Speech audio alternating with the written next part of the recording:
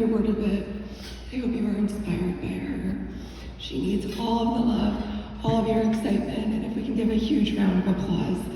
Here's Cassandra.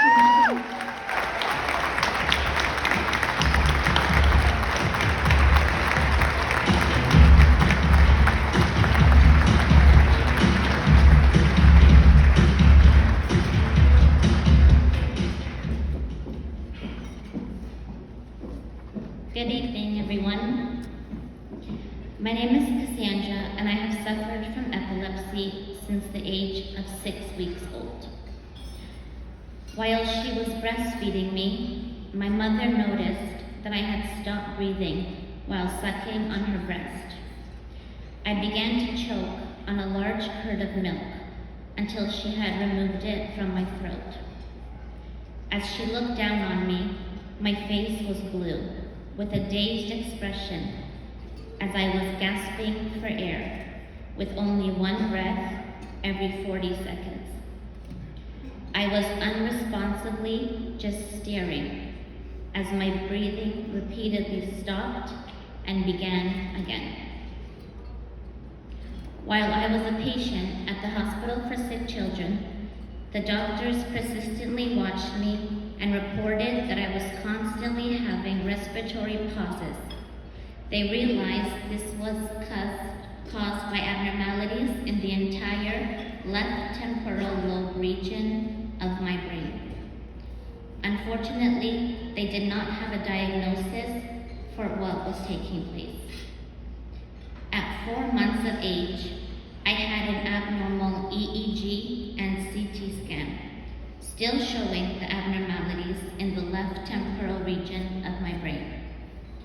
The abnormal CT scan suggested that I was suffering from brain inflammation and a brain tumor.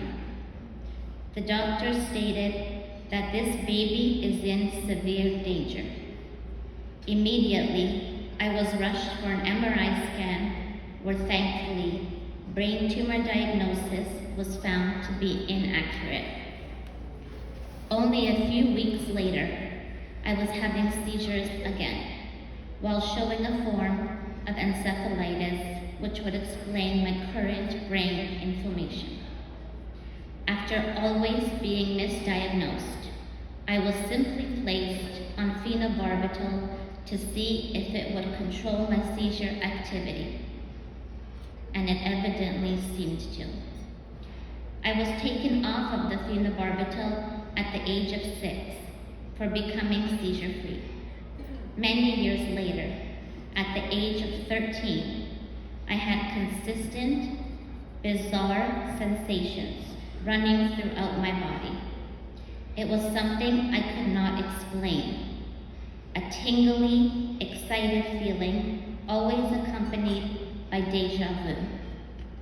The last thing I remember was running out of the gymnasium during the assembly in high school. I was rushed to the pediatrician, and I remember hearing him say, "I am calling an ambulance. I have never seen this before."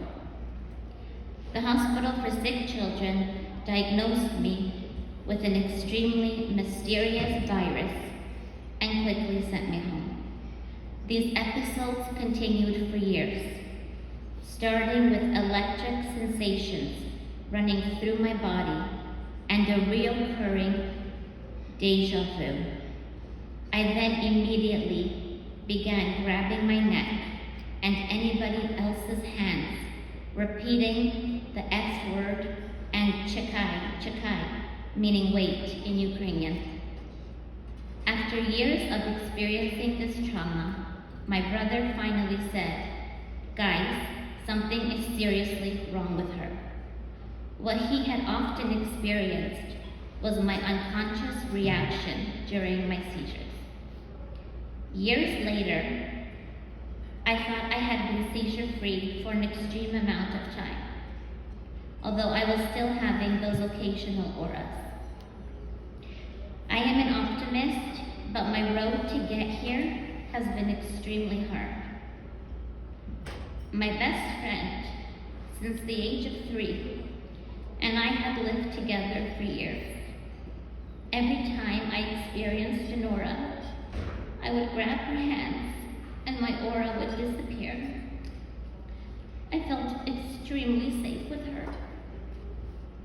During our last year of university, she began experiencing dreadful headaches, and after many hospital visits, she was conclusively diagnosed with a brain tumor. During her surgery, she had passed away. My heart will be forever shattered. This tragedy escalated my epileptic episodes. What a cruel coincidence that two best friends for 22 years would both be afflicted with diseases of their brains. Seeing how so many hospitals had misdiagnosed my best friend, I began to fear what my aura sensations truly were. As more time passed by, after every single aura, I was beginning to lose my memory and my form of speech. I was continuously being misdiagnosed, being told that I was endlessly having anxiety attacks. Shortly after, I was now being diagnosed with acid reflux due to the weird stomach and chest sensations I had constantly been feeling. After being medicated for acid reflux, there were absolutely zero changes with my body's sensations. Every single human living on this earth must realize that a seizure is not always extreme twisting and shaking. There are numerous different types of seizures with countless different symptoms, which often do not include the better known physical ones. A couple of years later, during a lunch with my friend, I had a grand mal seizure in the restaurant. I do not remember the situation at all, but my friend called the paramedics, who just assumed I had a panic attack as they drove me to the hospital. I was petrified of the feeling I had, especially all of the memory loss in my brain, and the fact that no medical professional had believed that it was truly something urgent. I was developing extreme anxiety because I had no clear diagnosis, and I was starting to question my own sanity. Why was no one really hearing me? A few days later, while driving home after a fun outing with all of my girls, I felt that strong aura again, creeping up my esophagus. The girls begged me to pull my car over, but I kept insisting that I was fine, until I had crashed into the Hilton Hotel on University Avenue. The last thing I recall was the horrific feeling of the left side of my body beginning to twist. I was trying so hard to straighten it out in order to stop my car from moving so quickly, and this is my last memory of that accident. After being rushed to the hospital, the ER doctors finally diagnosed me with complex partial epileptic seizures of my left temporal lobe. These types of seizures usually begin in the small area of the temporal lobe of the brain. They quickly involve other areas of the brain that affect alertness and awareness. To put it bluntly, even though my eyes are open, nobody is home. Through my personal experiences, the scariest part of the seizure is the end. This is the part where my brain is in complete shock. I have no recollection of what had just happened to me. My memory loss is so severe that I forget how to speak. I start having my panic attack, and I get a severe migraine with an overwhelming need to sleep. Epilepsy is not just a physical disease. Epilepsy has taken a large toll on my mental health. I must work on my brain every single day in order to feel normal. I have a huge phobia of eating food because I feared that I could choke or that my throat may close up. We never understood this fear, but after reading all of my records from the Hospital for Sick Children, I am positive that this is from the trauma I suffered as a baby when choking on every milk curd during every seizure. For the past 2 years, my incredible neurologist and I always discuss the fact that every single epilepsy medication which I have tried certainly has never worked for my brain. The side effects from these medications included extreme drowsiness, severe body shakes, paralyzing anxiety, and hundreds of epileptic auras and full seizures. We began to consider possible epilepsy brain surgery. I always responded to him, like, "Are you for real? You are the only person that knows how petrified I constantly am about everything in life. Is this thing even gonna be safe?" The thought of having my brain cut open was absolutely horrifying to me. My neurologist informed me that he was doing a presentation to all of the other brilliant neurologists at the Toronto Western Hospital, as well as some world-renowned specialists in epilepsy. Only about 1% of patients are truly candidates. Therefore, I was terrified of the final decision. I was beyond relieved and excited to hear that I was absolutely the greatest candidate for my brain surgery. I felt extremely safe and confident because of the skilled medical team at Toronto Western. I was very fearful about my skull being cut open and reassembled, but I had a very strong feeling that this brain surgery is going to work for me and give me the chance to have a normal life, and of course, it did. I'm so grateful that I listened to both my neurologist and my neurosurgeon. I am extremely thankful to the best neurologist I've ever had in my entire epileptic life. Oh yeah, P.S. who just retired, even though I begged him not to leave me. And of course, for my sweetest and most intelligent neurosurgeon in this universe, I am truly blessed. Trauma is anything that overwhelms the ability to cope. I used to fear everything on this earth. After my surgery, I am no longer scared of silly things in life. Life is such a blessing, and it is also sometimes frightening, although that is absolutely okay. I am so thankful for everything. Just last month in October, I was capable of going back to work and run my floral company again. I was forgetting how to speak my Ukrainian language every time I got older, but miraculously, after the operation, I am a pro. After my surgery, I am still having some problems with my memory, my vocabulary, and quite often I forget people's names. I figured that if I just call everyone, "Hey babe, hey honey," then nobody will get offended. I am working very hard with a medical therapist to remedy these side effects while my brain is still healing from its surgery. I was one of the lucky ones that qualified for my surgery, but unfortunately, not everybody is.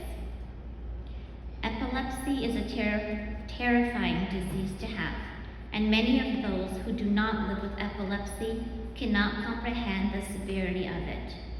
It is crucial that we raise awareness for epilepsy.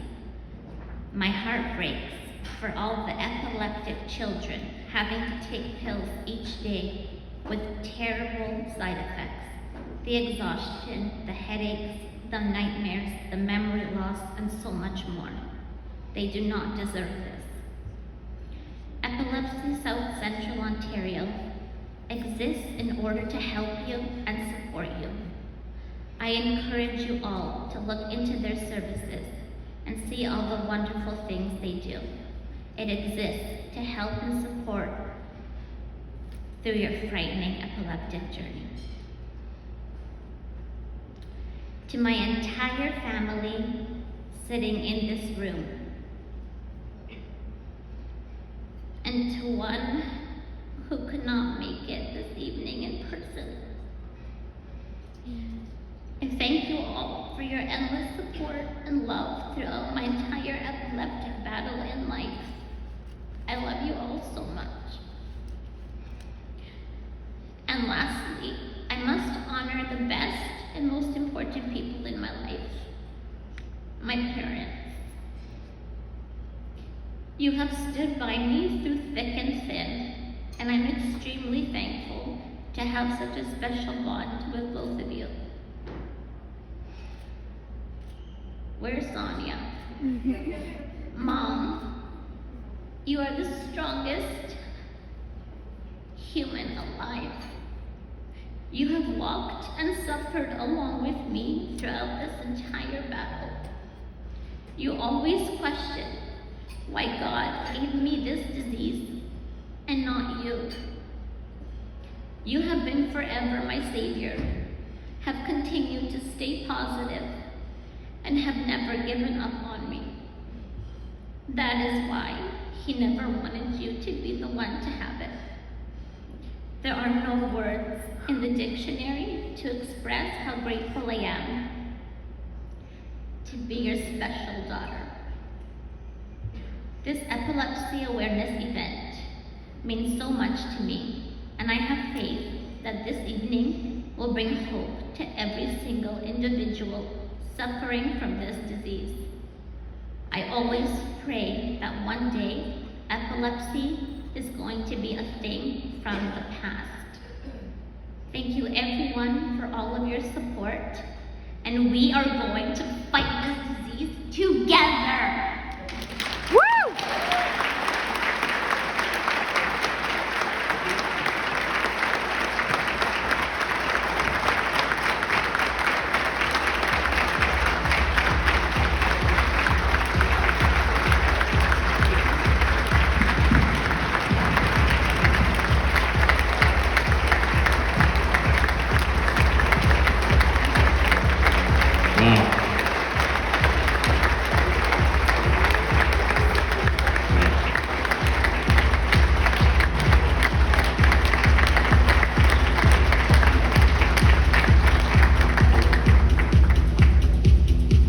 Okay, thank you, everybody. Cassandra, thank you so much for being so brave and sharing your story with us. In our eyes, you are the true hero. Yeah. We are honored that you let us be a part of your journey.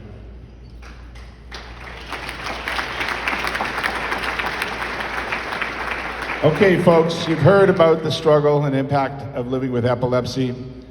It's time to dig deep.